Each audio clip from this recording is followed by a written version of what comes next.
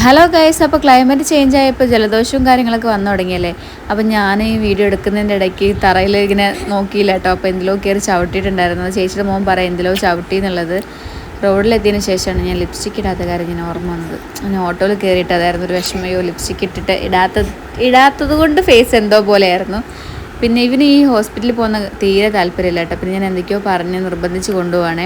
അപ്പോൾ ഹോസ്പിറ്റലിൻ്റെ വഴി എത്തിയപ്പോഴത്തേക്കും ആളിങ്ങനെ അയ്യോ ഇത് ഹോസ്പിറ്റലിലോട്ടല്ലേ, ആ ഒരു എക്സ്പ്രഷനായിരുന്നു മുഖത്ത്. ഞങ്ങൾക്ക് ടോക്കൺ 14 എന്തോ ആയിരുന്നു. ഞങ്ങൾ ലേറ്റായി എന്ന് വിചാരിച്ചു, പക്ഷേ ലേറ്റ് ആയിട്ടുണ്ടായിരുന്നില്ല. അതായത് ടോക്കൺ 11 ഞങ്ങൾക്ക് 14 കേട്ടോ. അവിടുന്ന് ടോക്കണൊക്കെ എടുത്ത് താഴത്തെ ഫ്ലോറിലാട്ടോ പീഡിയാട്രീഷ്യൻ ഉള്ളത്. അത്യാവശ്യം നല്ല തിരക്കുണ്ടായിരുന്നു. ആളുടെ തൂക്കമൊക്കെ നോക്കിയിട്ട് തൂക്കമൊക്കെ കറക്റ്റ് നോർമൽ വെയിറ്റ് തന്നെയായിരുന്നു.